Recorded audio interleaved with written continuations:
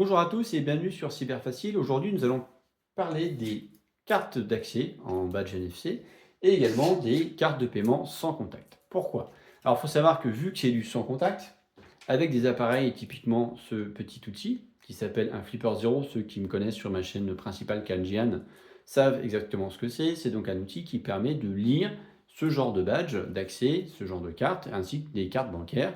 On vient juste le poser dessus et il arrive à les copier ou à les lire. Sur les cartes bancaires, je vous rassure, il ne sait lire que vos numéros de carte et le nombre d'essais qui vous reste avant de bloquer votre carte. Il ne sait pas émuler ni copier votre carte bancaire sur un autre support. C'est déjà un moindre mal. Du coup, ici, par exemple, je vais faire lecture. Il est en train de lire la carte. Donc on va attendre un petit peu que ça arrive jusque-là. Donc là, vous voyez, il est en train de lire la carte. Donc là, on a un début de lecture de la carte qui est en train d'être fait. Donc je vais l'arrêter, je vais sortir de là. L'idée, c'est que maintenant, ça peut arriver que quelqu'un, dans le métro, vous avez votre carte qui est là, dans votre poche arrière, dans votre sacoche, dans votre sac à main ou derrière votre téléphone portable, qu'un acteur mal intentionné arrive avec ce genre d'outil ou d'autres, hein, parce que ça, c'est, la base pour tester, les protections et que ça fonctionne, hein. Arrive avec un autre outil pour voler vos informations, votre badge, vos, numéros de carte d'accès. Pour se protéger, c'est pas très compliqué en fait. Il suffit d'enrober votre carte. Alors, soit vous êtes une ultra méthode artisanale, vous prenez une feuille d'alu, vous la mettez dedans. Alors, c'est un peu pénible parce que déjà, elle va se déliter avec le temps. Soit vous pouvez acheter ce genre de petit étui. Moi, je les vends à 2,69 € sur ma boutique. Vous avez le lien après en dessous. Soit vous demandez à votre conseiller bancaire. Généralement, ils aimaient bien pour un moment offrir ce genre de goodies. Ou si vous allez au FIC ou à des événements de sécurité, bah, vous n'hésitez pas, c'est l'un des goodies numéro un. C'est le goodies que j'adore tester le plus d'ailleurs.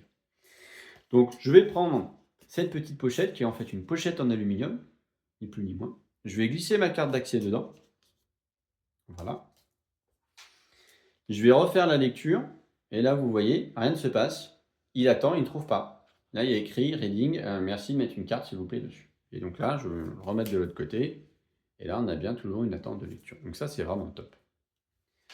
Alors, ça marche avec une carte d'accès comme ça, qui est un badge d'accès comme on a dans les chambres d'hôtel, par exemple. Si vous pouvez aussi protéger votre carte de chambre d'hôtel, vous partez avec ça en vacances, vous mettez votre carte de chambre d'hôtel dedans, vous n'avez aucun problème. Ça marche aussi avec les cartes bancaires. Donc là, je vais mettre une carte bancaire dedans, qui est une ancienne CB à moi. Je vais remettre dessus, je vais remettre le mode lecture. Donc là, on a bien la carte bancaire qui est dedans, et là, le Flipper Zero qui est au-dessus. Rien ne se passe, tout simplement. Ni plus ni moins. Alors, est-ce qu'on peut vraiment lire le numéro de carte bancaire? Alors, celle-là, c'est une vieille carte bancaire. Donc, ce qu'il a fait, c'est qu'il a lu les informations. Là, il a juste réussi à avoir que c'était une Visa avec un certain nombre d'éléments dessus. Donc, grosso modo, vous protégez contre les gens mal intentionnés qui voudraient lire vos cartes NFC, vos cartes bancaires. Et bien, vous avez cette première protection qui est à 2,69 €, c'est-à-dire vraiment rien du tout pour protéger une carte bancaire. Si vous avez besoin de 2 cartes bancaires, il vous en faut 2.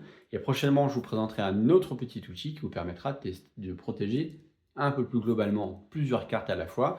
Et j'avais déjà fait une ancienne vidéo sur ma chaîne Kanjian où j'avais testé un porte-passeport pour bloquer les ondes qui marchait plutôt pas mal. Moi, je l'avais utilisé du coup en voyage pour mettre mes cartes bancaires et mes passeports dedans. Allez, je vous dis à très bientôt sur Cyberfacile pour d'autres vidéos de sensibilisation et de tips. Sayonara!